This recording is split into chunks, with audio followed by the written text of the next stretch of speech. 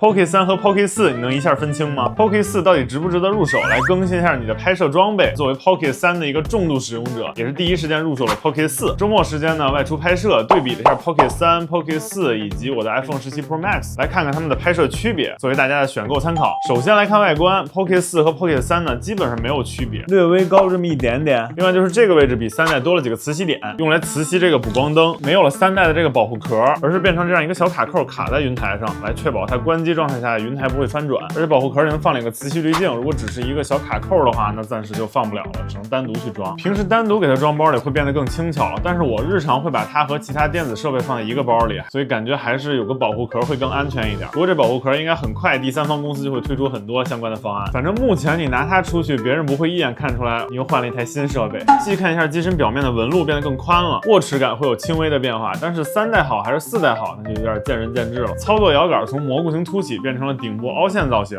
轉開屏幕能看到這裡多了2個物理按鍵。在拍攝中，左側的按鍵單擊可以2倍變焦，雙擊可以4倍變焦，速度很快，而且變焦不生硬。再次單擊就可以回到1倍的狀態。右側的這個按鍵可以根據你的使用習慣去自定義，比如快速的切換拍攝模式等等。但如果你日常主要豎屏拍攝，那這2個按鈕等於沒有。視頻拍攝方面 ，ISO 範圍從3代的50到6400提升到4代的50到12800，在白天的直出畫面基本沒有區別。更高的感光度能讓它在暗光環境拍攝更清晰的畫面。Pocket 4的動態範圍從3代的12檔提升到了14檔，所以大光比的環境下 ，Pocket 4能保留更多的細節，比如拍攝靠窗的咖啡桌 ，Pocket 3的天空部分就有點過曝了。逆光拍攝的時候，人臉清晰的情況下，背景更不容易過曝。還有 D-Log 模式在後期有更豐富的調色空間。對比旗艦手機的拍攝 ，iPhone 17 Pro 系列13檔的動態範圍剛好就在 Pocket 3和 Pocket 4之間，直出的畫面非常還原。而 Pocket 拍攝畫面呢，因為有3軸的雲台存在，所以更加穩定，直出畫面就能把生活裡的各種場景變得很有電影感。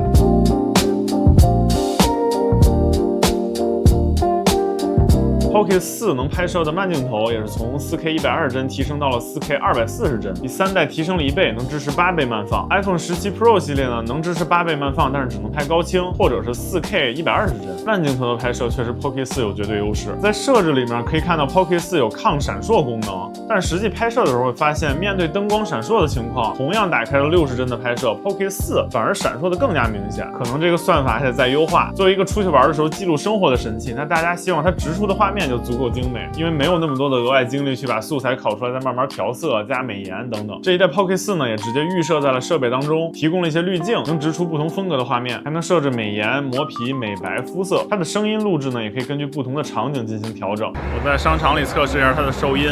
現在是全向收音，沒有開人聲增強。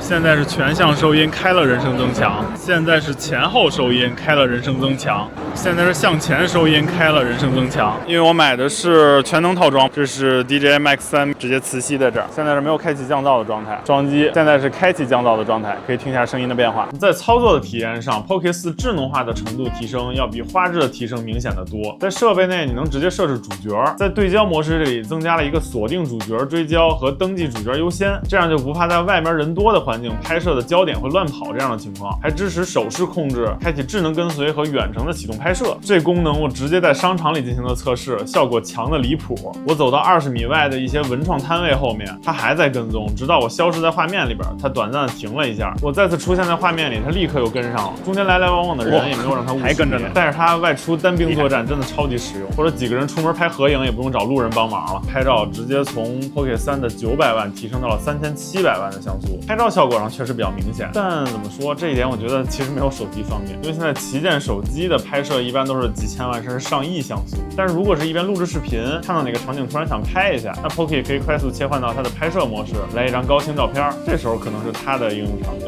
其他方面 Pocket 3和 Pocket 4它的配件是通用的，可以任意的切換它們的電池，但是這殼子不通用。磁吸的這個補光燈在光線不足的時候還是挺有用的，有3檔光強的調節，還可以調節冷暖色溫，但我感覺這還是比較適合藝人，因為在比較暗的環境下，如果一個 I 人拿起這個突然亮起這樣一個燈來自拍，不知道為啥讓我想到了那個安康魚，在黑暗的環境當中我會變成一個焦點的存在，所有人的目光會聚焦到我這個光亮上面。Pocket 4自帶了 107G 的存儲，上傳素材7個 G 的素材大概3到4分鐘就能傳完，而且還能額外的插卡。卡槽相較於3代也增加了一個保護蓋，防塵防水的效果有那麼一點點提升，至少給你的卡多了一重防護。而它的首發價格比 Pocket 3的首發價格還降降低了，它現在發售價是2999元，比当前的这個 Pocket 3只貴了200多塊錢，性價比直接拉爆了。那最後整體使用下來的感受就是，確實產品的細節和使用體驗上都有提升，但是對於拍攝效果確實變化沒那麼明顯。即使是自媒體在外邊拍攝使用，那 4K 60幀也已經是平台上能發的超高規格了，更高的清晰度在平台也會被壓縮才能發出來。所以已經有 Pocket 3的人，其實沒有非常大的必要去升級 Pocket 4，還是可以等等 Pocket 4 Pro。